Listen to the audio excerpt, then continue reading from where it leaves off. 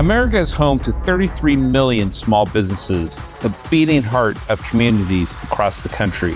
And proof that the American dream is still alive.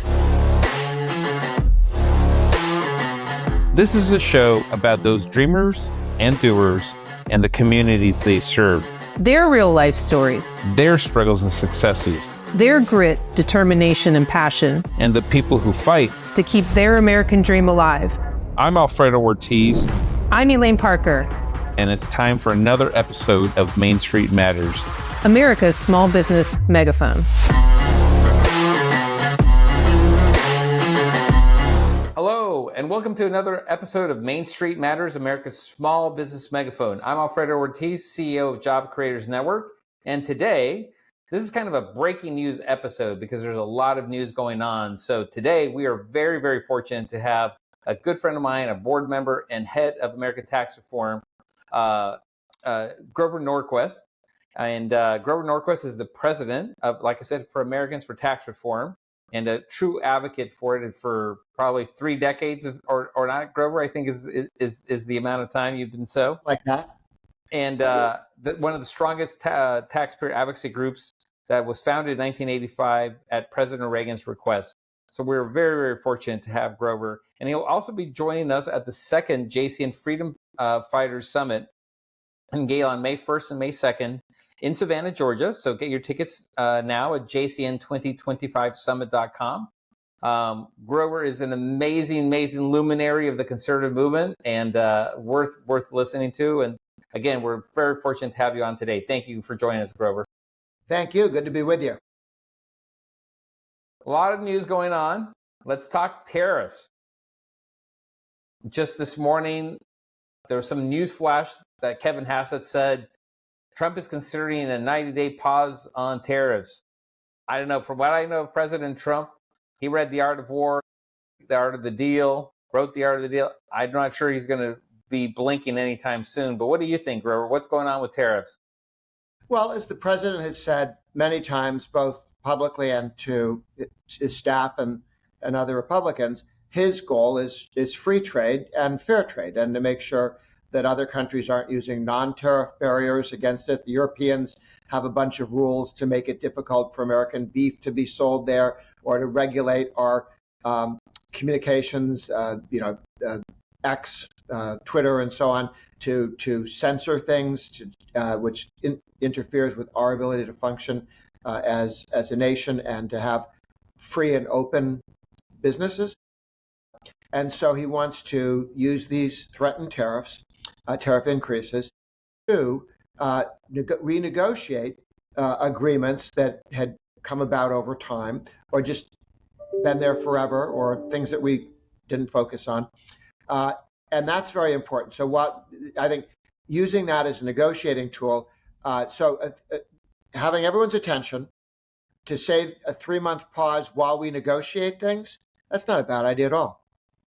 Because people understand he's serious, so they will negotiate. If you just say, negotiate or I'll be mad at you, they go, yeah, that's what America always says. Because we've long complained about Japan and other countries that had non-tariff barriers and they wouldn't accept they don't accept our rice in Japan because the government says it tastes funny. Well, if it tastes funny, you don't need to keep it out, do you? Because no one would buy it. Right. In fact, no one can tell the difference. So the world knows we really do want free and fair trade, and we need to start negotiating towards that. If we could do that much in 3 months, of course, the president's been doing an awful lot in 3 months, so maybe he can do it. Yeah, so it's interesting. My understanding is we have about 52 or so world leaders over the weekend that have actually picked up the phone and spoken with him. He's kind of like Monty Hall right now from Let's Make a Deal. He is definitely the deal master.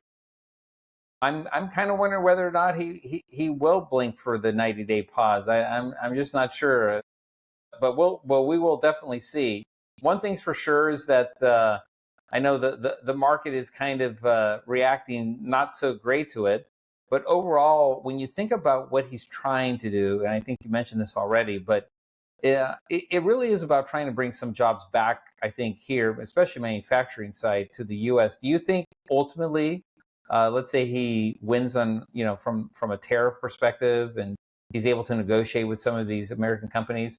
Are we going to see those jobs come back? And does the American public have that kind of patience? Because we're talking probably 2, 3, 4, 5 years even to see some of those longer term manufacturing jobs come back, like in auto and stuff like that. Well, what we'd like is to have more growth, more jobs, better paying jobs, more productive jobs. If the job's more productive, it's better paying. If you simply wave a wand and say you're going to get paid more, like the minimum wage, a whole bunch of people are legislative out of work. It's not that anyone gets a raise. It's that anyone who isn't worth X amount an hour doesn't work anymore. And you just increase the number of unemployed people, which when it started with the minimum wage under FDR, about 800,000 people lost their jobs, mostly minorities, by the way. Thank you, Franklin Roosevelt. Because the minimum wage or even tariffs don't make anybody get paid more just than they're worth. It does kill certain jobs. So I think there's a real opportunity to have more jobs created here. Jobs don't move. Jobs die in one place and they get born in another place. They don't pick up and move from one place to another. They're not living organisms. But the best way to do that, the president's already laid out. When we took our corporate rate from 35 to 21, instead of what happened under Obama, American companies being purchased by Swiss companies or Canadian companies because they were worth more based overseas than in America because our tax policy was so destructive. That wasn't foreigners cheating. That was American politicians being stupid and destructive. Right. And when you do less stupid and less destructive, there hasn't been an inversion since Trump made the lower rate. And capital, trillions, flowed into the United States because we had lower taxes. So you want to compete with the rest of the world, cut your taxes, less regulations. And as the president is focused, and even some Democrats now have written a book saying the president's right about speeding up the permitting process, whether you're building a mine or a road or a factory, you should be able to get a permit quickly, not wait years in order to build a factory and price yourself out. We don't have nuclear power because it takes so long to get the permits. And therefore we have less energy than we need. So we can compete. America wants to compete on low taxes, less regulation, speedy permits, rule of law. We won't come steal your stuff. One of the reasons people like to do business in the United States and not in some other countries is you're less likely to have your stuff stolen by the government. Right. And all of that makes us a better competitor than the rest of the world. I'm not a fan of tariffs. I think you can do it all with lower taxes and less spending. But the tariffs have certainly gotten the attention of some of our trading partners who in the past have stolen our intellectual property and had non-tariff barriers. Europe's full of this, where, oh, we can't take your meat. It's GMO, whatever that means. Right.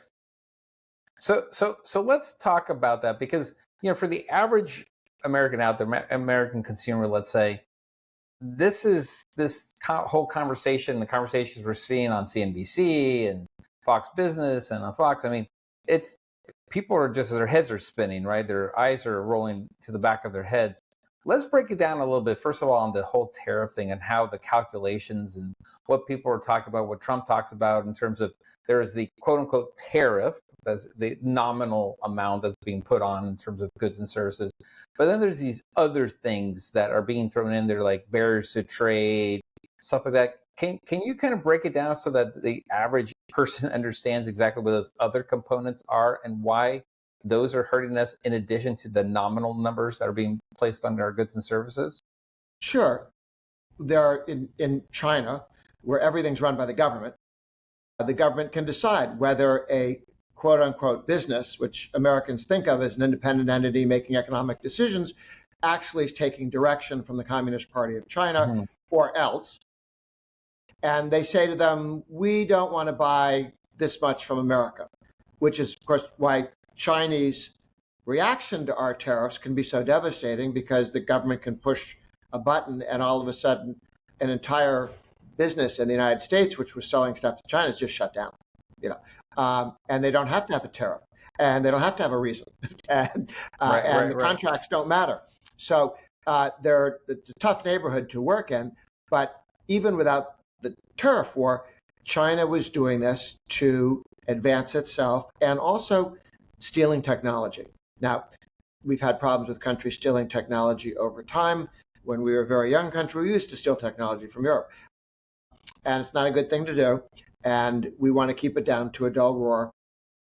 Part of that is enforcing our trade agreements, which is no stealing people's technology. And we have been loath to criticize China or to deal with it, partially because we couldn't get the Europeans to agree to help us at the same time. And if we say, China, stop doing that, and the Europeans say, we don't care if you steal American technology, just sell it to us inexpensively, that doesn't help. So the guys who always want us to be their big allies, aren't always our big allies on all issues, economic for starters, but we should do everything for them. And Trump clearly voices the American unhappiness that the Europeans are our allies sometimes not. Evidently, Israel gave up some of their tariffs when this just happened, and you're going, what? We had tariffs? You guys had tariffs on us? We give you all this money and we get tariffs? No. Right.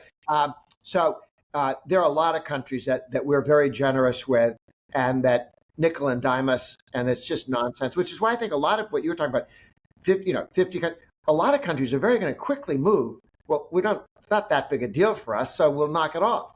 And that's important for the others because it'll allow us to concentrate perhaps on China as the worst offender and whoever else is not helping. Right. So it's interesting. So a couple unintended consequences, or maybe intended consequences, but I think kind of go in line with what the agenda, the America First policy agenda that Trump laid out when he was running for president, and obviously he continues to move forward with it, is trying to make things more affordable overall, right? We hope that that's going to ultimately happen, because if tariffs do come down in those countries that were doing tariffs, that will help. But we're also seeing, it looks like the price of energy, oil, has now down, I think, almost 20% in the past 3 or 4 days, at least the last numbers I saw. And there's talk that at the Fed meeting in May, that there may be at least a quarter, maybe even a half of a point drop in our interest rates, making mortgages more affordable. What do you think of all that as well? Yeah, keeping our energy costs low makes America more competitive in everything. Whatever you build, whatever you sell, there's energy underneath it. It's why there's a difference between what one person can do with his muscles and what somebody with a tractor trailer can accomplish, or a plane, or all of these things, or a car, or a computer. Okay, I'm sorry. Without capital, without energy, beyond human energy, we'd be back 1,000, 2,000 years in terms of our ability to create wealth and produce things. So when Germany decided not to be a country anymore and start to bleed itself to death by having all these stupid green things that they're doing, which all raise the cost of energy and make the German cars and everything else they make not competitive. Now they get massive subsidies to cover for the massive subsidies for green energy and the less efficientness. It's as if they've given up in Germany. And one of the things that's interesting, in Mississippi, they just voted to go to zero on their income tax. They're going to, over the next 12 years, they will phase their state income tax to zero. Right now, if England became a state, Great Britain became a state, they'd be the 51st poorest state under Mississippi, which is number 50. 3 years from now, Germany, if they became a state, would be the 51st poorest state under Mississippi. Now, Mississippi's not there yet, but in about 3 years, it's calculated, if trends continue, Germany keeps falling apart and Mississippi is growing as they're cutting taxes. We cut taxes, we grow. We get more energy. The president just announced he's going to allow more culling of trees on federal land. Well, we whine that Canada sells us lumber at lower costs, and then we've got stuff that rots and burns down and kills people when it burns down. Why does the government do that? And Trump says that's stupid. We're going to stop being stupid. Yeah, no, I mean, it's interesting. So now all things, when you put it all together, assuming, let's say there is not a 90-day pause and Trump continues moving forward, we have the Tax Cut and Jobs Act fight, which you and I are currently working on and pushing for.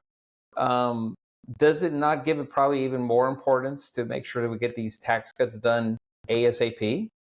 Absolutely. However, the tariff thing unwinds, whether it's quickly or over a long period of time, even short term, we've lost $6 trillion in wealth in the country. That doesn't count today's losses. So we really need pro-growth policies. What we have to start with is take the present tax cuts that Trump passed, the Republicans passed with Trump in 2017, 8 years ago, and make those permanent out there. And here's the challenge. Jody Arrington, who's a Republican, technically, on the Budget Committee, he's fighting against the president and against the Senate, which have said we're going to go from present policy, which is 90% of the Trump tax cuts are still in place. But remember, because they're done through reconciliation, they begin to phase out. And at the end of 10 years, many of them disappear completely. So if we take present policy, which is 90% of them are there, make that permanent, okay, it doesn't, quote unquote, cost anything. Then we need to do something for about over a decade, $400 billion in spending restraint that out into the future. And then we've, quote unquote, paid for the extension. If you go from present law is that in a year or so, $5 trillion in tax cuts disappear, meaning there's a $5 trillion tax increase. And if you want to get taxes back down to where they are today, you've got to raise other taxes. I'm sorry, Jody Arrington, that's crazy. The president's right. You're wrong. Get out of the way. This is really a disaster. Now, I think he'll come around, but to stake out a position along with the Democrats and the left is very unfortunate. The president and the House leadership are all there, as is the Senate leadership. We are ready to go. We don't need this delay. And your point, if we're going to be bouncing around a bit because of the tariffs, however long they last, it's not for free. It's expensive. Hopefully not for too long, but it is expensive. Right. We need real pro-growth stuff. And to say to every American businessman, small, little, every self-employed person, here's what taxes are, and out into infinity, you know what they are. So you can start hiring now. You can make investments now, not waiting to see what happens. Exactly. Speed, now, soon. Next month, let's go. Yeah, and I think again that is really I think why we need it. We can't wait 6 months. I mean, I know I've heard some people in the Senate say we can wait 6 months and stuff like that. I think you know at least for us, from a small business standpoint, our members, they need the certainty of the tax cut. And by the way, I think we're not saying it enough, but I think it needs to be retroactive. So hopefully we do make it retroactive. I'm not quite sure if they're looking at that or not. Grover, you probably know best. They're definitely looking at that, and for two reasons. One, as you say, if you don't make it retroactive, everyone waits until you pass the bill. If you say it's retroactive, remember when Trump made his State of the State speech, he said, we're taking this back to January 20th. I was hoping for January 1st, but January 20th is when Trump's year began, as he became president. So usually it goes to January 1st. So January 1st, January 20th, they both work. You make it retroactive that. So as soon as businessmen and women, employees, small business, large business, as soon as they believe the bill will pass, they know that it's retroactive. So they don't have to wait forever. Okay. You can start to make certain decisions now. And I think we've made the case. You had mentioned there were one or two voices in the Senate which said, oh, it doesn't disappear until the end of next year. And you're going, oh, no. That's what went wrong 8 years ago. Yes. There were the same kind of guys like Jody Arrington who were fighting against Trump 8 years ago and delayed, didn't stop, but delayed and weakened the Trump tax cuts as written. We didn't get a 15% rate. We got 21% rate. 21's better than the 35. It's not as good as 15. Right. So it delayed a year. What happened? It passed a year late. And in 2019, exactly a year later, 2018, that was in effect. 2019, that year, growth, 6.8% growth, median family income. Huge. But in 2018, the Republicans lost the House of Representatives because we didn't have the growth yet. because the Jody Arringtons of the world were busy Right. going, it's not perfect. I want a different. Right. Right. Okay? Nonsense. Knock it off. Get Yeah. the tax cut done. Get it. It's got to be bigger than we're talking about now. We need more pro-growth, even than just what the president planned to do. That was a great one. But with the uncertainty, I do think we need to take the rates down to 15 and the individual rates for pass-throughs down as well, so that all small businesses, incorporated and non-incorporated, subchapter S corporations, all see lower rates. That's what gave us all that lovely investment over the last set of years. So Grover, what do you think of this nonsense talk? I got to bring this up too. This millionaires tax is being proposed by Republicans. It's been hinted at by some people. Sadly, there are a couple of staffers at the White House who do not speak for the president. They do not speak for the president. They do not speak for the president. But the press loves to quote them and saying somebody at the White House is for this. The president's not. The House and Senate leadership are dead set against it. They made that clear. There was a leak, again, from one of the White House staffers saying, we should have higher taxes. We've lived through this before. When Bush was president, George Herbert Walker Bush, Dick Darman was in the White House going, we're going to raise taxes. And the president says, no, we're not. And Dick Darman kept telling the press, we're going to raise taxes. And Dick Darman and the press beat Bush, destroyed his presidency. He lost the next election because he talked him into tax increase. Nobody's going to talk Trump into a tax increase, and I hope he fires those staffers. Right. Well, and unfortunately, I think there is a certain political influencer out there, sort of conservative. I will leave his name nameless at this point, but is pushing for that idea. And I think we got to just make sure that folks like that and Arrington and others understand just how detrimental that is. I mean, we only have a 7-vote, basically cushion, and we can't have folks, having that kind of language or, voting with the Democrats against this stuff. I mean, we need these tax cuts. Our small business owners need the tax cuts. The economy is going to need it, really. And I think in the end, it's going to be a good thing. We saw, by the way, and we said that this is exactly what's going to happen going into the 2017 tax cuts, that our small business owners were going to take those savings and reinvest it right back into their businesses with hiring more people, paying more benefits, higher wages, or literally just reinvesting back into, machinery and equipment and other things to grow their businesses. That's exactly what happened. And that's exactly what we predict again will happen again when we make these permanent, right, Grover? Absolutely. At Americans for Tax Reform's website, her.org/list, her.org/list, we have a list of all the mentions in the press that we could find, not all of them, but all the ones in the press we could find, by state, where people said out loud, because of the Trump tax cut, we are hiring X. Because of the Trump tax cut, we're giving this wage increase. And just story after story, large companies, small companies, folks, huge good news, lots and lots of examples. Great fun to read and to remind ourselves that that's what we're continuing by continuing the Trump tax cuts. And I do hope that the president will. And I've talked to some of the guys in the administration with a series of suggestions, taking the personal rate lower, particularly the ones that hit small businesses that are passed through or subchapter S corporations, smaller businesses, taking that lower, more work on expensing. There are a number of things you can do.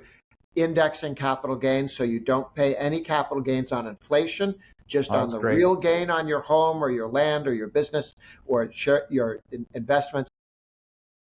I think we can strengthen this even more, this back and forth right now of people wondering what's going on. This will be a distant memory when people vote in a year and a half. But we really need a strong year and a half of growth going into the next election. 100%. Couldn't agree with you more. Can we spend a couple more seconds on the capital gain stuff you mentioned? Yeah. Walk people through because some people don't, understand that, especially for small business owners that are trying to, let's say, pass things on or sell their businesses and basically take advantage of the great work that they did to build the company up. Walk us through why that part is so important as a recommendation.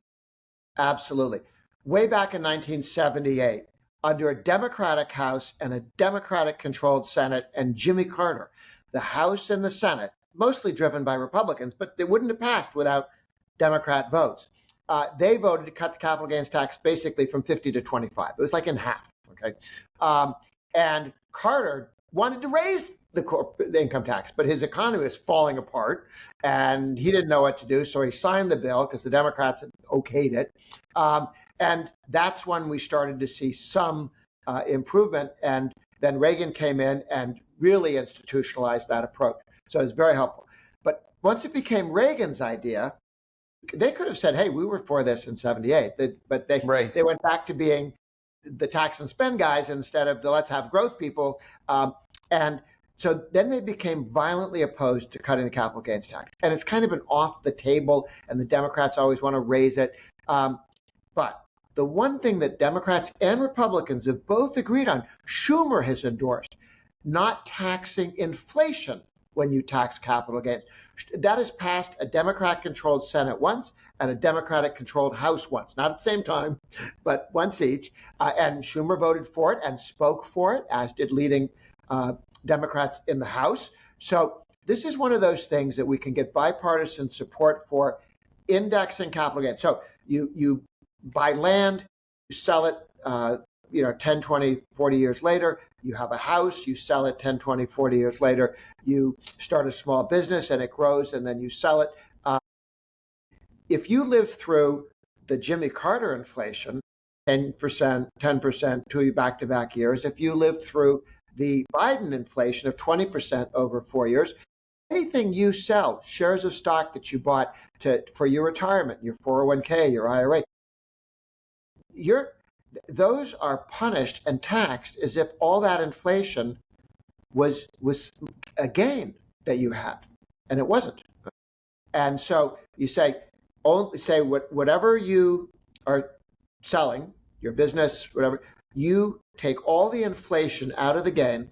If on average 40% of what people pay capital gains taxes on is on inflation. 40% is average. Right. Now, but we all just lived through 20% added on to that from Biden. Because if you buy something and over 20 years it's 2% a year, that's more than 40% right there. But then add 20% in the middle of Biden, that 40% number that I've been using for years probably is not completely. It understates the case. Thank you, President Biden. That will it's in effect a cut in the rate of capital gains, but Democrats are offended by that. But they're not offended by eliminating the inflation. And the president almost was within an inch, President Trump, of doing it by executive order in his first term. Got some bad advice from a few people who said, no, you couldn't do it. And then COVID and other things happened. They got busy. But back again, Ted Cruz has introduced legislation to that effect. And so this is we don't need to do it through legislation. It can be done by executive order, because many times when you define costs, historic cost, what'd you pay for it, real cost plus inflation, or replacement cost, what's the cost of replacing something? People often move those around on legislation, given what you're trying to do. But I think we could pass it legislatively, but I'd start by having the president do it by executive order. That would be a kick in the pants for the entire economy.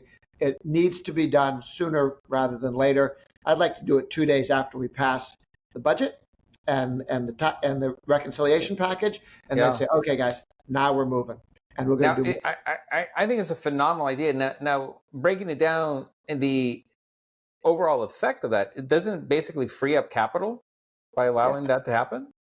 Oh, people would buy and sell more frequently. A lot of times people hold on to property they really don't want to hold on to.